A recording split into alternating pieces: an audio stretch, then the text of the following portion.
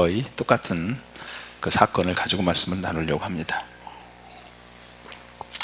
사람이 병에 걸렸다는 것은 절망적이죠. 그러나 치료할 수 있는 병에 걸렸다면 그다지 절망적이진 않아요.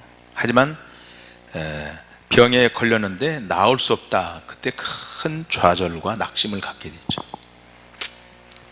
아무리 병이 깊어도 치료가 된다, 지나가면 좀 어렵긴 해도 치료가 된다고 하는 것은 이런 구체적인 치료를 받을 수 있기 때문에 뭐가 생겨요? 소망이 생기고, 힘들고 어려워도 이거 잘 버텨서 또 인내를 해서 치료를 잘해서 회복해야 되겠다는 소망을 갖게 됩니다. 살다 보면 인간관계에서도 상처를 받고 어려움을 겪을 때가 참 많습니다. 관계가 항상 우리가 좋을 수도 없고, 또 내가 좋아도 상대방이 시비를 걸어오면 갈등이 생기고 또 상처가 생기는 안타까운 일도 벌어집니다. 또 우리가 본의 아니게 실수를 할 수도 있고 또 잘못할 수도 이렇게 있어요. 근데 사람이라는 관계라는 게 인간관계로서는 좋은데, 이 일을 할 때 우리가 동업이 잘 안 되는, 아무리 인간관계 친해도요, 일하고 인간관계는 또 달라요. 왜냐면 이렇게 인간관계로 친하고 관계도 좋은데 막상 일을 할 때는요, 그때는 이제 사람마다 일하는 처리 능력이 다릅니다. 일 처리 능력이 좀 이렇게 평상시에는 인간관계도 좋고 이 얘기도 잘하고 재밌게 있고 또 마음도 맞는 것 같은데, 막상 이 일은요, 사람마다 능력이 사람마다 달라요. 능력이. 그래서 둘이가 동업을 하게 되면 어떤 사람은 능력이 100이 되는데 어떤 사람은 70이나 80 되면요, 갈등이 생겨야 안 생겨요? 100을 가진 사람은 왜 저렇게 일을 하지? 갈등이 생겨요. 7, 80 가진 사람은 저 사람 너무 지나치다, 이런 생각을 갖게 됩니다. 그러니까 동업하면 반드시 갈등이 생기고 어려움을 겪는 이유가 여기에 있어요. 좋은 친구로서는 괜찮은데 일을 딱 막다트리면 그건 성과를 가지고 하는 얘기이기 때문에 갈등이 생길 수밖에 없고, 사람마다 개인의 역량이, 재능이 다르기 때문에 갈등이 생겨서 되도록이면 동업을 하자 말자, 특별히 교회 안에서는 하지 않는 게 좋겠다, 이 생각이 되어져요.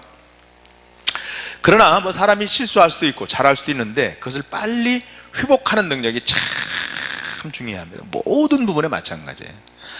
너무 문제가 크거나 감당할 수 없는 분량을 넣으면 우리는 그 문제를 해결할 수가 없습니다. 그래서 그 문제와 아픔을 그대로 안고 살아갑니다. 이런 관계 문제에서도 관계를 풀 줄 아는 사람이 있고, 반대로 관계를 풀 줄을 모르고 관계를 더 갈등 구조로 데리고 가는 사람이 있어요. 관계를 풀 줄 아는 사람은 갈등 이후에 관계가 더 돈독해지고 그것 때문에 더 친해지고 가까워집니다. 하지만은 관계를 풀지 못하는 사람은요, 앙금이 계속 남아가지고 그것이 큰 부담이 되고, 또 그런 모습들이 성품과 습관 속에서 자리 잡으면 관계가 계속 어려움을 겪게 돼요. 성경에는 너의 허물과 죄로 죽을 목숨이라, 허물과 죄로 죽을 목숨이다, 이미 죽었다라고 나와요. 죽었다는 것은 희망이 없는 것이고 더 기대할 수 없다는 것을 말합니다. 기대할 필요가 없으며 기대할 가치가 없다고 하는 그런 뜻이 아닙니까?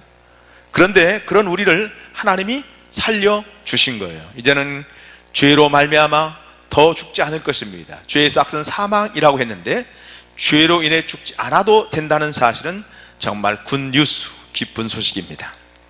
예수 그리스도가 우리를 죄악을 담당하셔서 우리의 살 길을 열어놓은 것이죠. 그런데 하나님은 다윗에 대해서, 여러분, 범죄하는 것을 그대로 놔뒀다고 말하기는 없지만 하여간 그 범죄를 하게 돼요. 분명 하나님의 마음이 아파한 사람이고, 다윗에 대해서 성경에 많은 분량을 가지고 설명하고, 또 그가 한 가지 외에는 흠이 없는 인생이라고 칭찬했는데 언뜻 이해가 안 돼. 그리고 죄를 짓고 나가는데도 그냥 방관하신다는 거죠.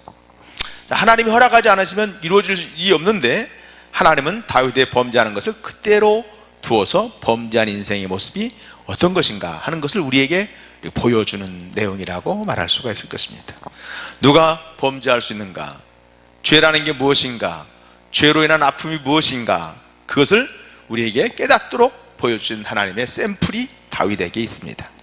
그리고 그것으로 끝나는 게 아니라 다윗은 회복하는 과정을 보여주시면서 죄로 인하여 죽을 수밖에 없는 우리가 어떻게 하나님께로 돌아가고 하나님 우리에게 주신 그 아름다운 삶과 진리를 누릴 수 있는가를 우리에게 말씀하고 있는 것입니다.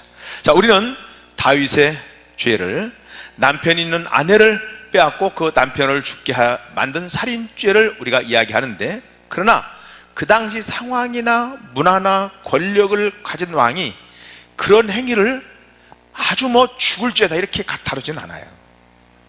나쁜 짓은 이지만은 일반적으로 고대 근동의 왕들은 그보다 더한 왕들이 많았어요.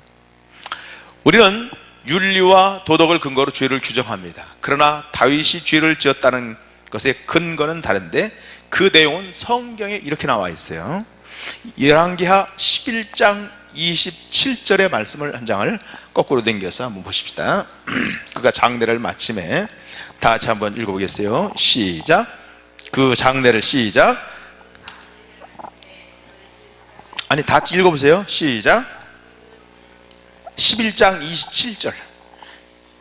사무엘하 11장 27절이에요. 자, 시작.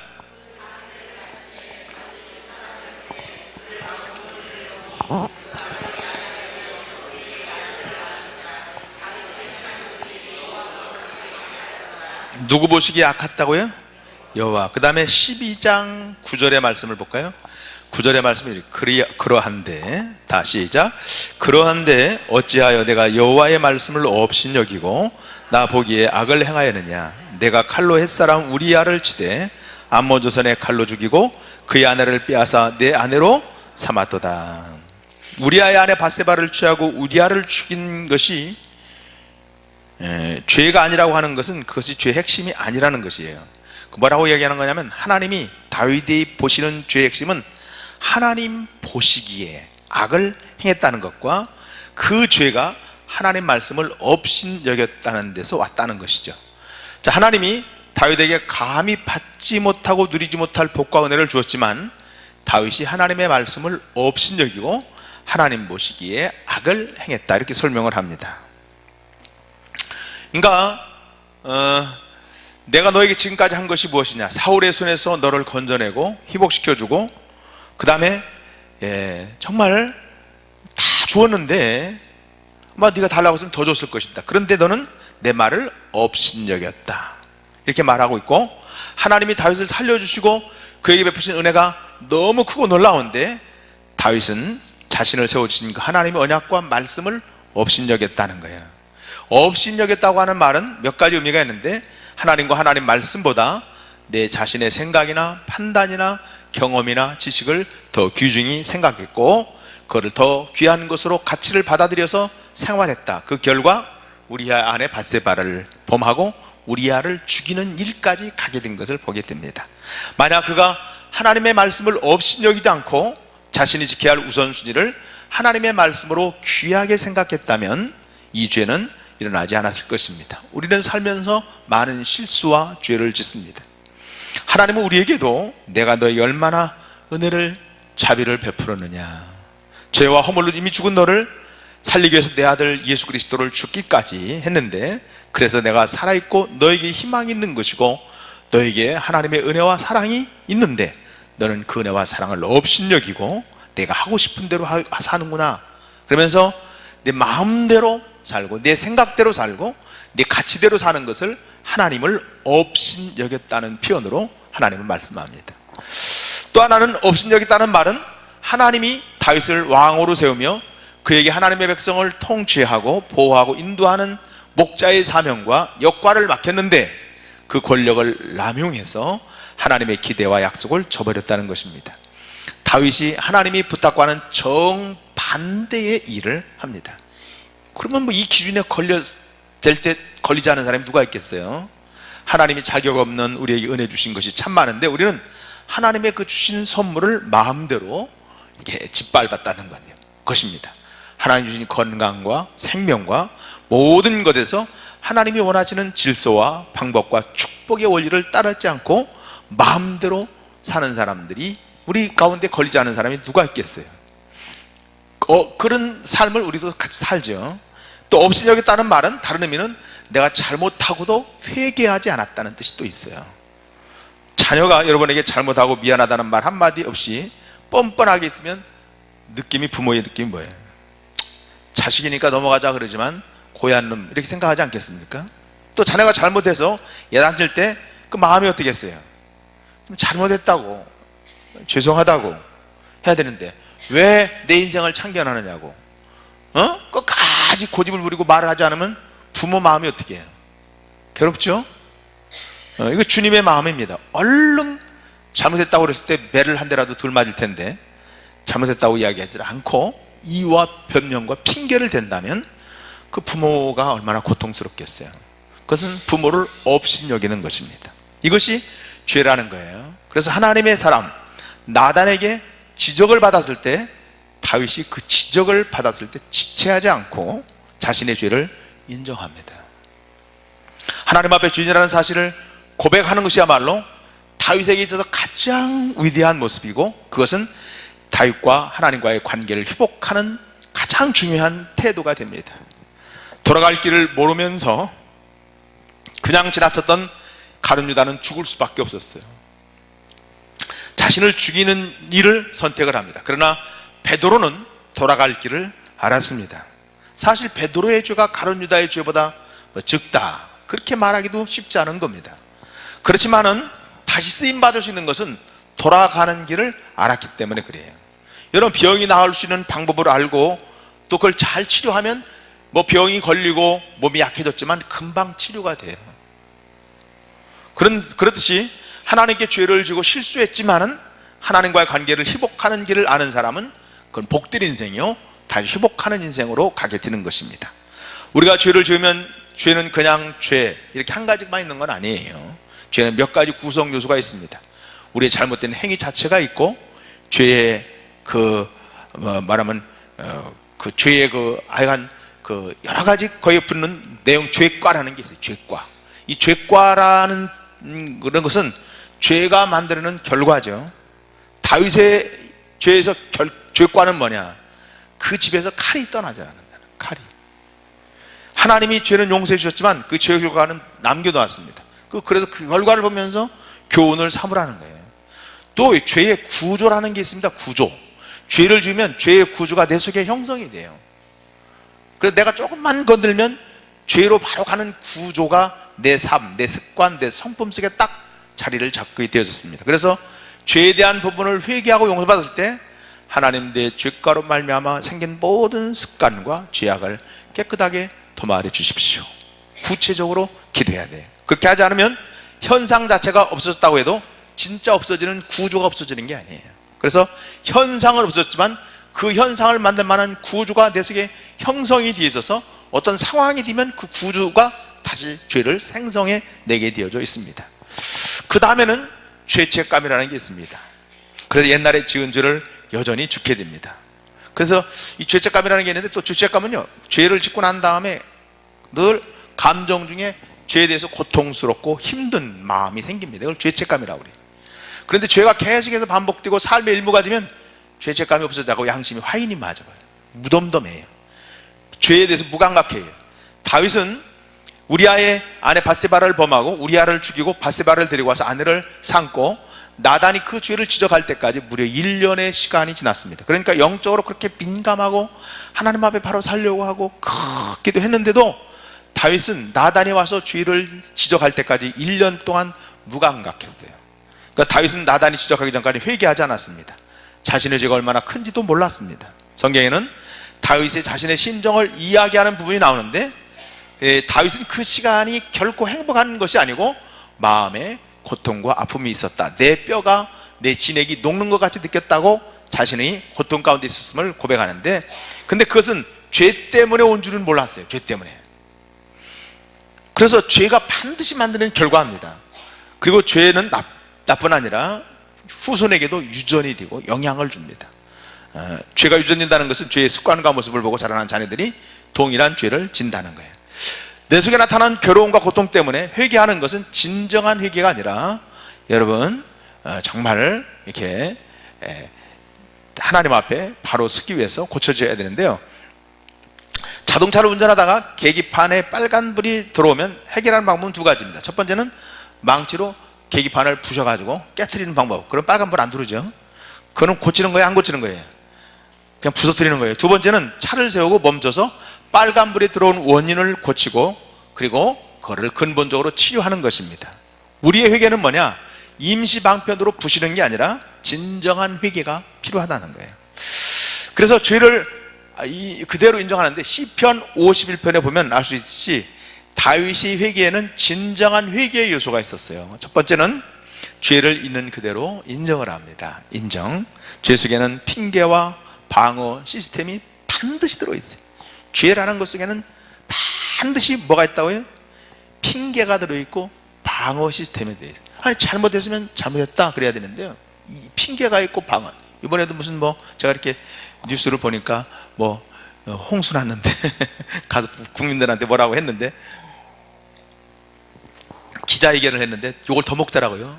왜 그런가 했더니 그냥 잘못했다 하면 될 텐데 이 핑계를 대고 자기를 변명을 하니까 거기에 대해서 막 더 국민들이나 기자들이 더 막 그렇게 흥분을 한 것 같아요. 그러니까 그는 죄의 속성이 그래요. 죄는 핑계와 방어 시스템이 같이 들어있어요. 아담아 어찌하여 죄를 졌느냐, 그렇게 하나님 물었을 때 아니 당신이 보내주신 저 여자 때문에 죄를 졌다 그렇게 말합니다. 또 여자에게 물었습니다. 여자야 너 왜 죄를 졌어? 그랬더니 당신이 창조한 저 뱀이 죄를 짓도록 나를 유혹했어요. 자, 이 원리를 통해서 알 수 있어요. 죄 속에는 분명히 핑계와 방어 시스템이 들어있어요. 핑계를 냅니다. 어쩔 수 없었어.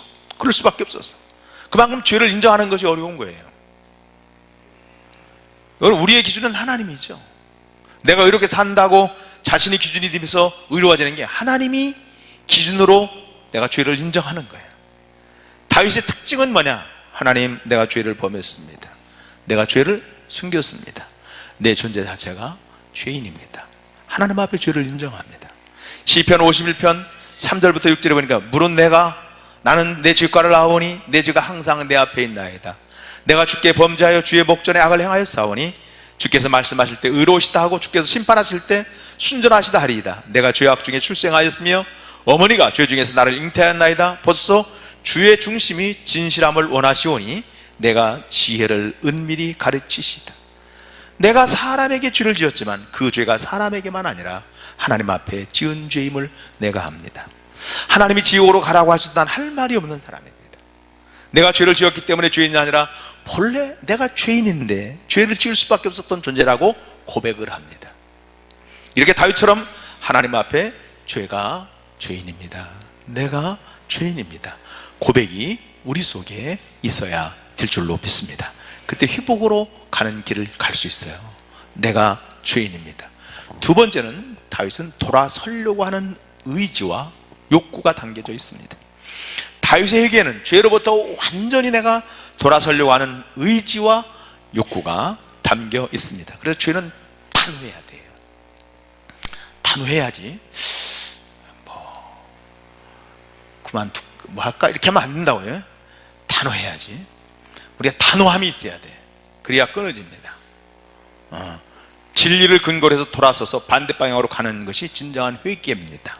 그래서 돌이킬 회 고칠 게 그런 말 하잖아요. 돌이켜서 고치는, 과거로부터 완전히 결발하는 거예요.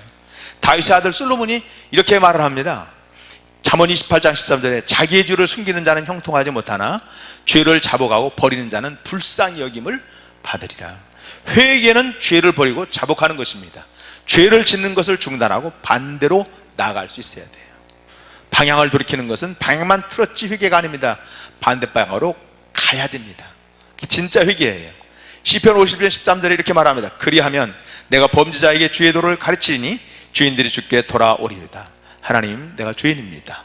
내가 용서해 주세요.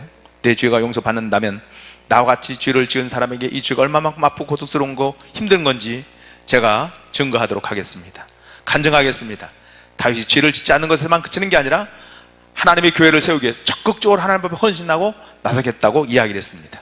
그래서 돌이켜서 가겠다 하는 거예요. 그래서 단호함이 있어야 돼. 단호함이. 우리가 예를 들어서 나 술 담배 못 끊는다. 금방 끊는 방법이 있어요. 폐 안 걸리면 끊어집니다. 그죠? 나 술 먹어야 되겠다. 술 먹고는 안 끊어지는데 우양 걸려보세요. 끊어져 안 끊어져? 그래도 까짓거 뭐 이왕이 죽을 거 먹고 죽는다 그럴 수 없잖아요. 술 마시다 생길까 안 생길까? 그런 일 없어요. 거의 그냥 한 방에 그냥 확 끊어집니다. 그 뭐냐면 끊고 싶은 욕구가 탁 생기는 거예요. 그런 단호함이 있어야 돼요. 단호함. 제가 예전에도 한번 얘기했죠.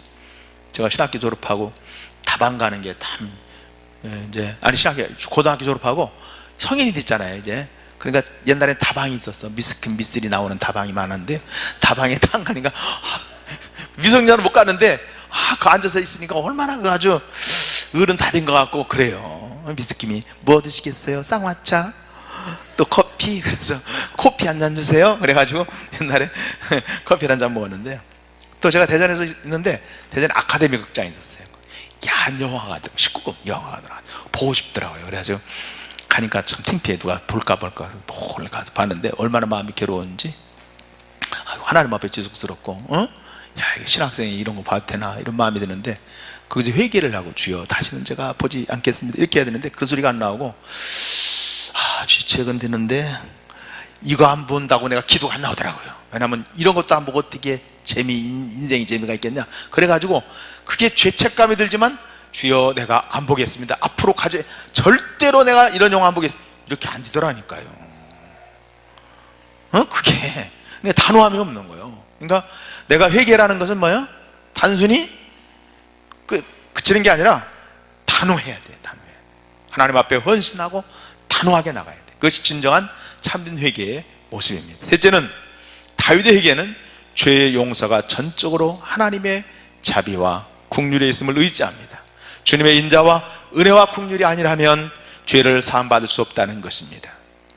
죄를 사하는 권세가 하나님께 있기 때문에 하나님께만 매달립니다. 죄 사함의 권세가 주께 있다는 거예요.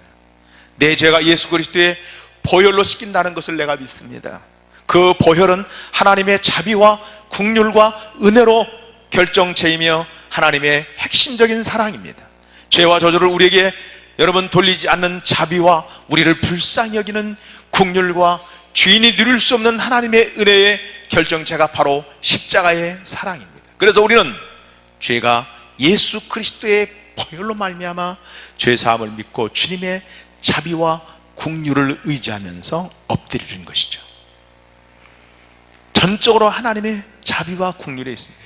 세 번째 회복의 의지는, 네 번째 회복의 의지는, 다윗에게는 계속 주님과 더불어 살겠다는 회복의 의지를 담고 있습니다.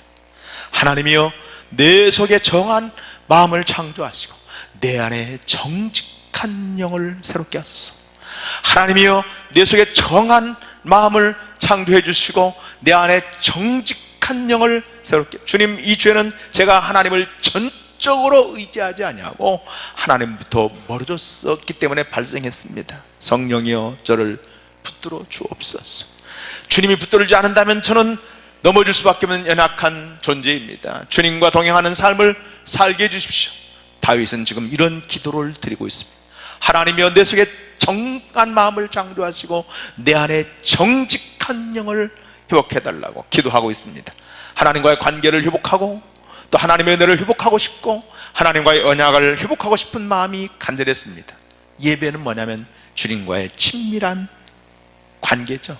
내 편리에 맞게 와서 드리는 것이 아니라 하나님이 받으시는 예배는 예배의 감격과 예배의 기쁨과 예배의 감사와 찬송이 있는 것이에요. 내가 적극적으로 하나님과의 관계를 회복하고 나의 인생에 공급하시는 그 하나님의 그 기쁨이 우리 예배 속에 우리가 회복이 되어야 됩니다. 그래서 회개는 하나님께로 돌아가는 거예요.